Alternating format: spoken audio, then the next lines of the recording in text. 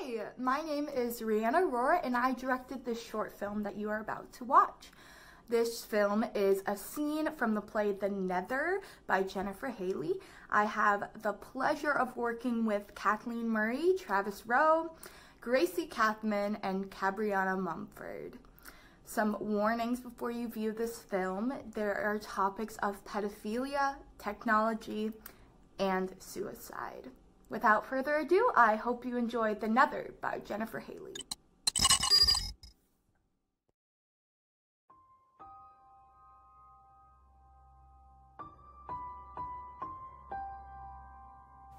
Here's a secret. I have a garden. And guess what I just planted? A sapling. A poplar. That's real? Oh, real. I miss the trees. I do too. I love you. You cannot know how much I love you.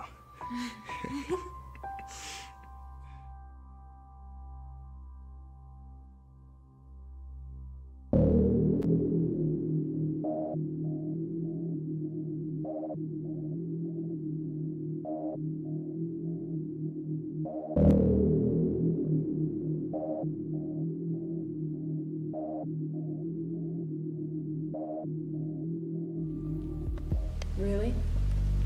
Mr. Sims? An average of 16 hours a day in the Nether? What could be gained from spending so much time in something that isn't real? Just because it's virtual doesn't mean it isn't real. 80% of the world's population work in office realms. Children attend school and educational realms. There's a realm for anything you might want to say, or do, or think you might want to try. As the Nether becomes our contextual framework for being, don't you think it's a little out of date to say it isn't real? I suggest you sit down. What did you do to her? That's what you did. The last time I saw her, she was crying. Why was she crying? She was crying because the poplar, she didn't have... Saplings are exceedingly rare. It was easy to track down the shipments. You used her to get that out of me! Mr. Sims, Iris was a 65-year-old man. Stop! He was a We middle have the right school to remain science anonymous. teacher It with a is wife and daughter. unethical for you to His reveal name was Cedric Doyle. identity. What are you afraid of? Are you unable to accept him in his true form?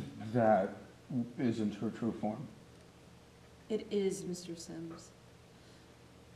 It was.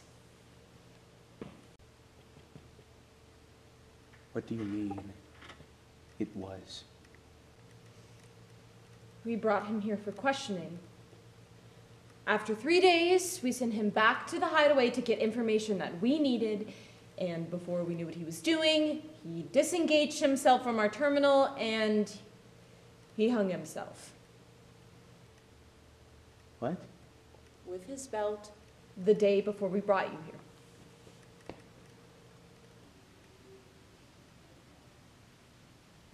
You killed her. No, you did. You had sex with her, you liked it. You brainwashed him. I'm in a place where she was happy! His happiness wasn't about the place. It was about you. He thought you loved him. You told her I didn't. I let you do that. You don't know what's in my heart. Do you? I meant everything to Iris. I cared. Would you have cared if you knew he was an older man? That wasn't who she was. Yes, Mr. Sims. That's who he was. He was in the body that God gave him. God? You stand in this room and you talk about God. As in what we're given, what we're made of, the materials of the earth. Iris said we're more than that. She said God is how we treat each other. Oh, okay. Then how would you have been if you were here in this room with Mr. Doyle? I don't know. Because this room, this world has been so perverted by other people's ideas of what it should be. You and your speeches on images creating reality and how can we make a better reality. Look around! Look at this room! Look at what you've created. A place to twist people, a place to terrorize them.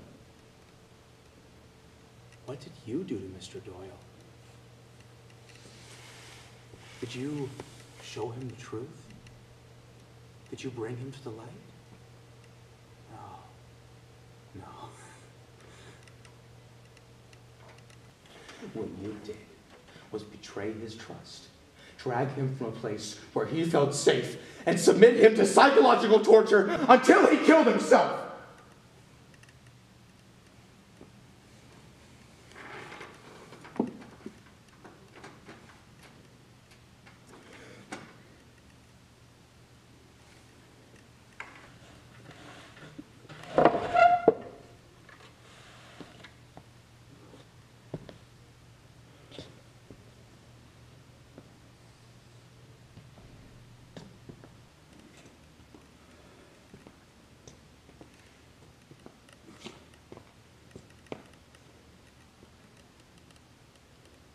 The server is an anchored sub off the coast of Malaysia.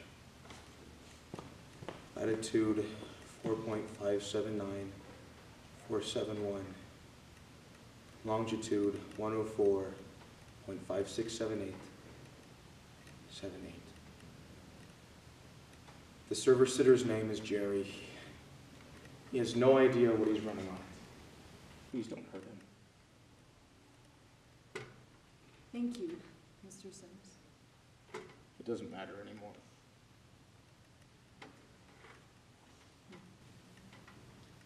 I didn't like the hideaway. I loved it. I wanted to stay there forever. I wanted to stay in that big, beautiful house with Iris, but if I had, who would I been? Detective Morris. Isn't that your real name?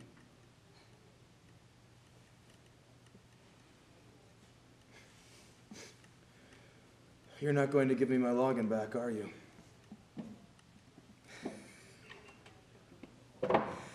In-world banishment. How appropriate.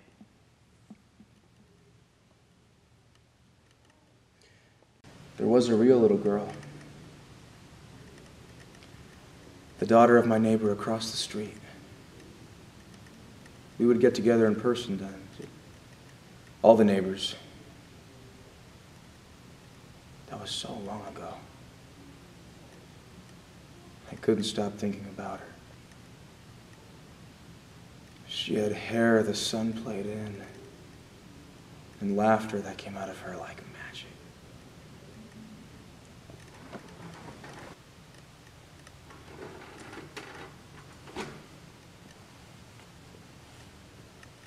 I wanted to get inside.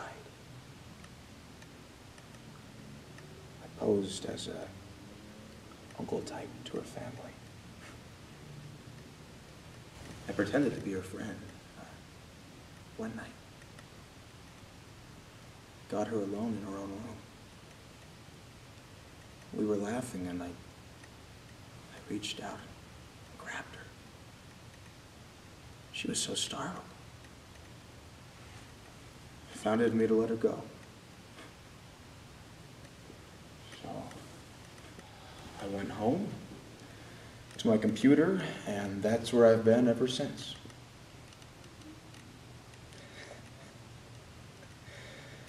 You don't know what you do, detective. Putting me out in the real world.